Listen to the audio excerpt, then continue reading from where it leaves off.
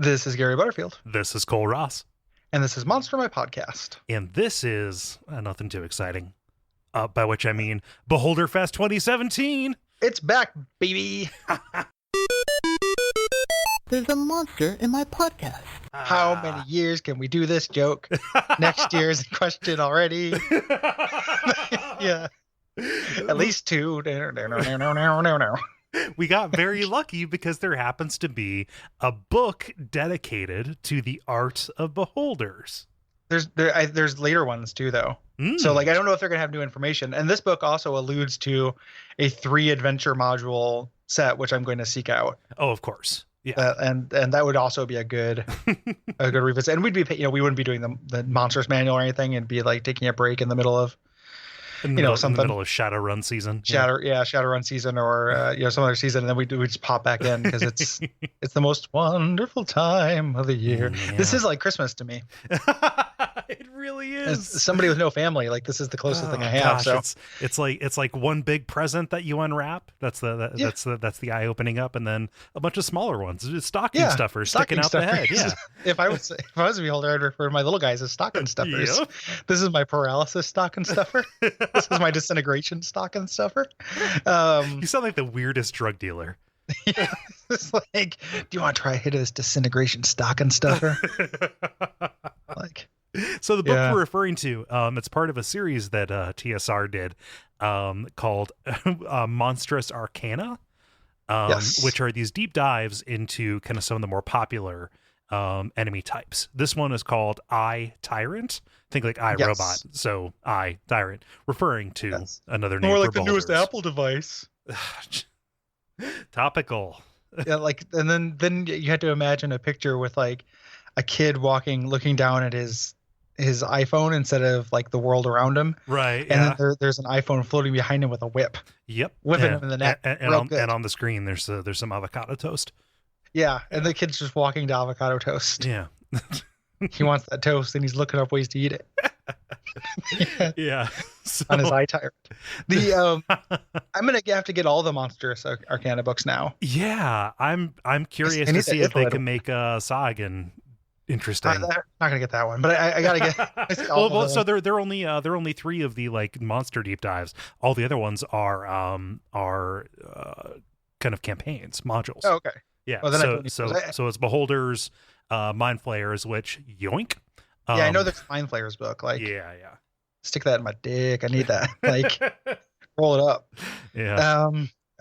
Eyeball that dose. Yeah. Yeah, that's good shit. I would look up ways to eat that on a piece of avocado that was also on a piece of toast. Yeah, but yeah, so it's curious to me. I always forget that D&D second edition went for so long and also so late. Yeah, second edition was huge. Like, this is when I got into D&D, and it was just like all splat books all the time. Mm-hmm. Like, and that's one of the things I love about it, is this like just ridiculous excess. Yeah. I guess I know there's a bunch of it. I just forget. Like, 1997. I was 10 years old and could have been playing this. Oh yeah, absolutely. Yeah. And this was even, it still had some time after this too. At least a little bit. Did your copy of the book come with a poster? No, mine was already torn out. Oh, buddy, it's I got it on my wall, and I'm really, so like my new place I'm moving to, which is much smaller than my current place. Mm-hmm. I feel like I have space to probably put up like maybe 5 total things. Okay. There are already these kind of hooks, and I don't want to put holes in the wall. So I'm trying to decide if it's like that either gets put into storage or gets framed and put up. But like, I have actual art. So it's really like, I love it, but like I keep going back and forth whether that. Do you have any doors that you could tape it up on the inside of? I definitely could tape it into the inside of the door. It feels like a good dorm style. Yeah. Like, I would love to get a shower curtain with it, because it's just like, what if all like the beholders are all way too close to each other? Okay. It's real weird. Like, it's just all of them, and then they're labeled, and they're just really cramped in, and it's not actually very attractive art. Like, it has this kind of grody, like mid to late 90s digital coloring on it. Like, it's kind of gross, as opposed to the art that's actually in the book, which is sublime. Of course. Yeah, because there's lots of like, if you think that beholders only have one facial expression, you gotta read this. No, because like there's a lot of like grumpy boys and sad boys and stuff. Like a lot of wilted hurt boys. Yeah, like, oh no, my stocking stuffers are wilted. So we're breaking this up. We got 2 weeks. Yes. 2 weeks coming at you. If dragons get fucking a month, these guys get 2 weeks every year. There is some amazing detail in this. It's a really good book, guys. Yeah. Like Brian Wade, if you're listening to this and you don't have this book, like, come on, buddy. Yeah, and it's like, super reasonably priced. Like go for it. Like, so there will probably be a run on Amazon. I think that a minor run on Amazon. But it's like $15. Yeah, $15, and it is a very good $15. Yeah. And it justifies itself so quickly. So we're breaking this up into chapters.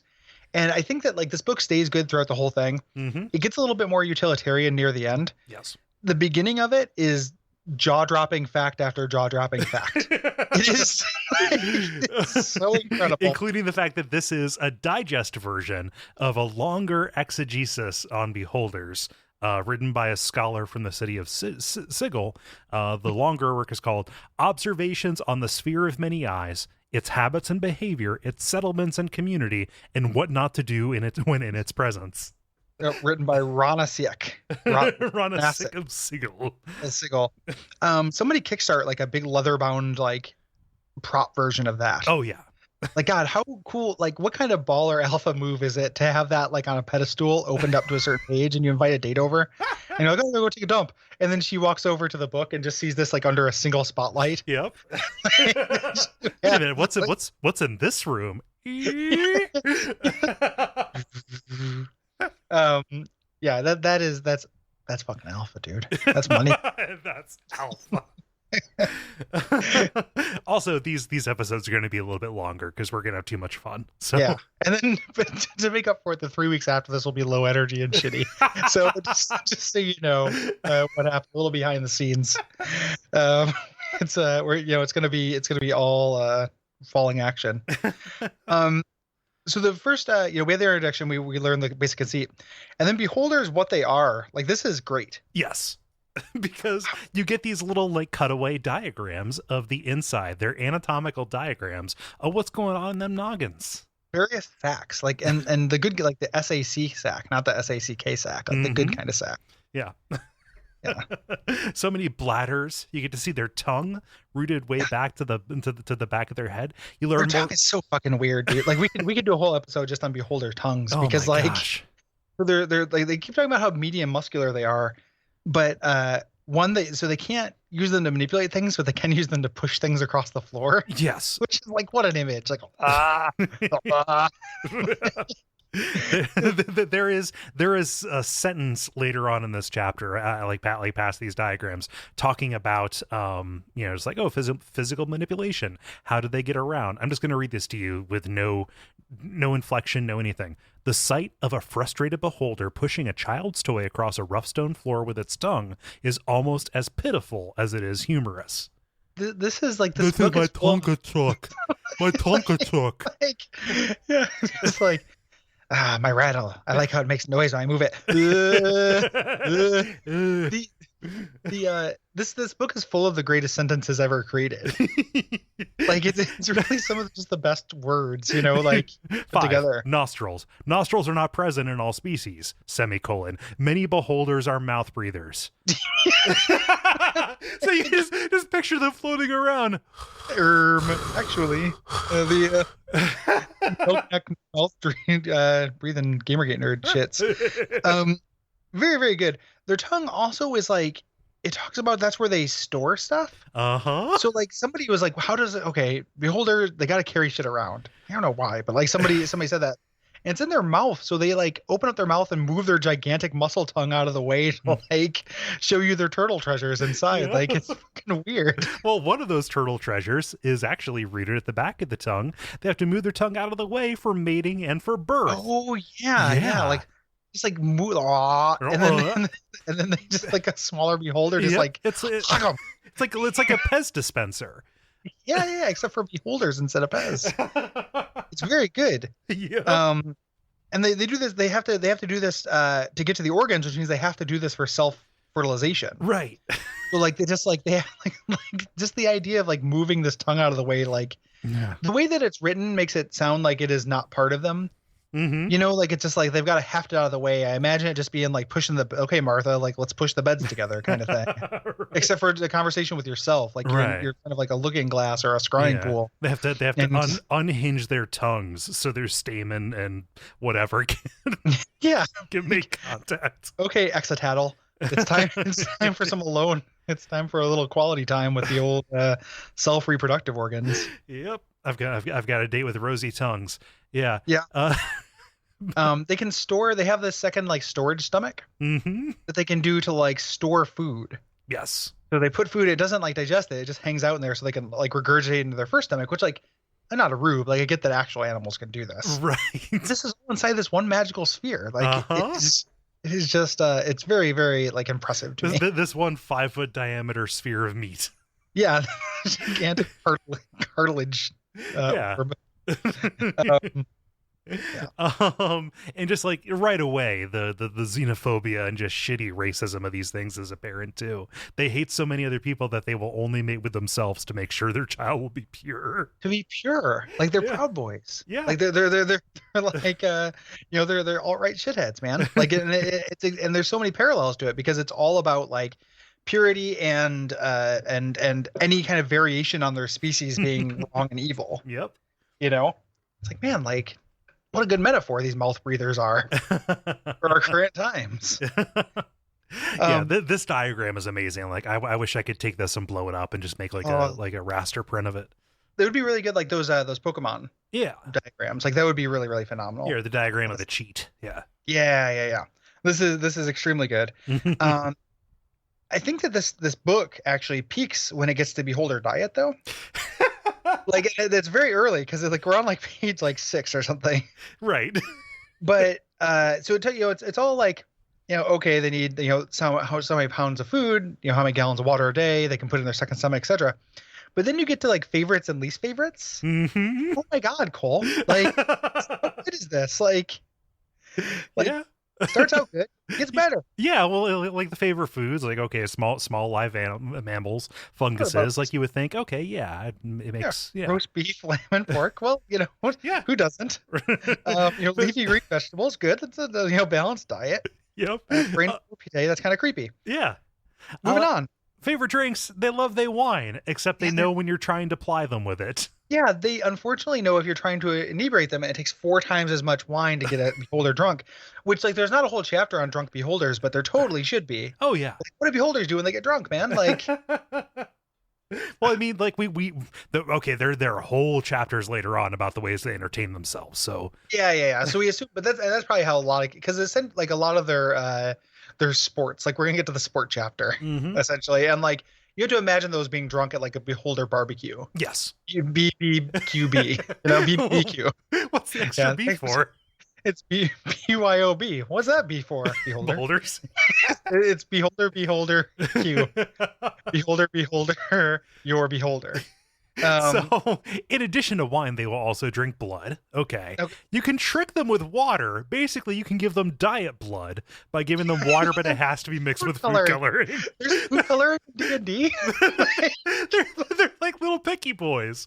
Oh, well, then you get into the least favorite foods, which is like, that's where you get real like picky. Well, so the thing is, they get real picky. The first 3 of those are orb things. So hard-boiled eggs, grapes, citrus fruit, melons. It's like a joke, like, oh, like they don't want to eat a small eye. Right. And then mountain oysters, which like balls. Yeah, you remember when we all learned what those were, and when I watched the movie Funny Farm, yes. Yeah. But then he loves them, fucking testicles. But then anything batter fried. Come on, man. Like you just like, they're just like weird, like floating health nuts, and then any shellfish still in the shell. I don't like that either, but like, why do I have that in common with beholders? Like, why did they also like colorful leafy vegetables? Come on. It's very, very, very strange. And they like their food in a visually stimulating meal. Yes. So you gotta have a plate. It's always a good idea, it says. Who's this written for? Is the idea that like this is the chapter specifically if you happen to be a servant? Oh, it's how to cook for beholders. Oh, A little bit of dust on the cover. Yeah. Ridiculous. We're not done yet, Gary. No, not at all. Like we still got time. So we move on. We got respiration, life cycle until we get to a schedule of a typical beholder day written from the perspective of the beholder. This is not to continue the political stuff. This might as well be Donald Trump's schedule, right? Like they are like as much as I love them, like they are like the alt-right D&D monster. Yeah, like they are the right-wing shitbag D&D monster. Awaken and inspect lair for signs of intruders. 5:30 a.m. It's all about shaking down that subordinates and just like going around and double checking the traps and being incredibly paranoid. It seems really boring, like their whole life. But it just enjoy daily meal prepared by a minion. Scrounge from the meat locker in quotes cave. Supplement meal with an excessively lazy or insolent minion. Yeah. Weirdly, a beholder also only gets 3 hours of sleep. That's the sad part to me. I was way on board. Just like a little bit beholder envy in this. I was just like, bit, this all seems good. And then I was just like, 3 hours of sleep. That's not very much, guy. Oh gosh, the beholder life cycle, Mm-hmm. So they make very clear several times throughout the book that in no way can you take a baby beholder and raise it. Yeah, because it knew that was going to be your first response to this. Right. Was like, if I got my hands on that book, that would be like the first thing. Because I was thinking about this in terms of I just reread the new X-Men run, the Grant Morrison run. Oh yeah. It has Phantom X, who has his external nervous system is his mutant power. Mm-hmm. And I was like, having a beholder I could control would be a really good mutant power. Like it's just me and I'm just Gary. Yeah. But there's just a beholder that does like backs me up. Yeah, you're a beholder whisperer. Yeah, like that's a good mutant power. Like, and I was thinking about that as I was reading this. I was like, maybe I'll get into that someday. And then it says you can't. It dashes that dream. No, because like just everything that is shitty about them is there from the day they are born. Yeah, they're just they're born grandpas. Like they're like Benjamin Button. Like they start out as racist as a grandpa and die as racist as a grandpa. But it's I think there's kind of a common thread in D&D books where like they all suffer from telling you what you can't do. Right. Like a good D&D book should just tell you what you can do, and then everything they don't mention, just assume if the DM wants to do it, you can do it. Mm-hmm. And I think that'd be a better way to do it. But the best thing is we start getting this like little peek into their language. Young beholders are known as kakwat in their language, which roughly translates to punks. Yep. This little kakwat. Oh God! When you say it in that voice, it sounds like the filthiest thing. It sounds like a slur. It does. Like, it's just like once the kakwat move into town, it just means punk. Yeah. Like, then plays there's like kakwat music. Oh yeah. Like, and there's somewhere there's like a kakwat like psycho circus outside of Beholder Town. I'm trying to think of like what you would call a juggalo beholder, but I've got nothing. I should not have even spoken. It's like I guess like an eye isn't a lobe. I was gonna say juggalobe, but that's not right. Yeah. Yeah. But yeah, like they are punks until they have kids, at which point they are either contributors or befoulers, depending on, well, I mean, always. If you're outside the breed, they're a befouler. Yeah, that's where you get your like exiles and stuff. Yes. They live for a while, and unless they get one of these diseases. This isn't like super great, like this disease section, like, but just because it's been giving so much. Yeah. I like the idea of a beholder being more afraid of spasms and anything which just means that I fly in random directions and maybe shoot people with my eyes. But like there's a stripe running through this where any aberrant behavior for a beholder is considered to be mania, or like one of the ways that you're exiled is if you have mania. But mania is possibly saving the life of somebody. Like any kind of altruism is considered to be outgroup behavior. And so I'm really glad they allow for that, because again, that's an adventure hook, right? So that's one of the only, like, very few disappointments of this book is that the the section at the end where they talk about the modules and stuff. It's like, here's sketches of 8 assholes, just different negative adjectives apply to these 8 beholders. Yeah. I just really wish there was a little bit more shade. We get into the types of beholders, and a lot of this stuff is stuff we dealt with in the actual entry. Yes, go back and listen to the previous year's Beholderfest. Yeah, last year's Beholderfest of years past. Yeah, there's like a lot of the detail here is mostly linguistic. So like hive mothers, they're only called that because a group of female elves, came upon them and saw that, they're spawning these things and they must be mothers. But in beholder language, they're just called spawner bosses. Yeah, spawner boss. Like they're doom villains. Yeah. So we talked about the mothers. There's elder orbs, which are like old beholders that get kind of more powerful. Yeah. Beholderkin, which we've dealt with before. There's like the one that sucks blood, the one that's underwater. Mm-hmm. The awesome one, is it the spectator? Yeah, the spectators are the ones that I really go in for. Those are the chill ones that can, and this gives us an ability. You can actually, there's a spell that lets you control them. Yeah. So like, that's pretty cool. But you can't take away their chatty nature. No. So like, I love the way they phrase this. If you walk in on a spectator while he's contemplating, while he's trying to get to the bottom of this question, he will gently attempt to drive off all who do not heed its request. Like like shoot. Because they have their modal. They have 2 modes: freely thinking and contemplating. Like it's very, very weird. But those are the nice guys. Those are the only nice beholders. Then we get our abominations, and these are a bunch of the things that shouldn't have been beholders in the first place, like that fucking tree. Yeah, the tree that grows from the ceiling. Like it looks cool. Yeah. It's a good idea, but they are only akin to beholders because hive mothers will spawn them for specific purposes. They're basically these are foot soldiers and turrets. Yes. Then we get to our undead beholders, which we talked about those, and those are also a little overlap. Yeah. There's definitely a beholder here that's doing the face that, like when Homer Simpson peels the gummy Venus de Milo off the babysitter's butt. Yep. And she turns back and there's this guy like sweet can. And then we have like some like associated friends. Yes, which include the mounts, and then the mount is new. The mount was not in the Monstrous Manual, and this is something else. I could have sworn one of them had a mount before. Well, one of them had a mount, the crawler mount, the director mount, which is the one that rides around on a centipede. Yes. The patroller beholder mount, it's either here or later, but this is like a body, like the Slime Knights. In Dragon Quest, like they have these weird little zombie bodies they can attach to. I could have sworn so you can become a person with a beholder head. I know that later on there's the armor that they can wear.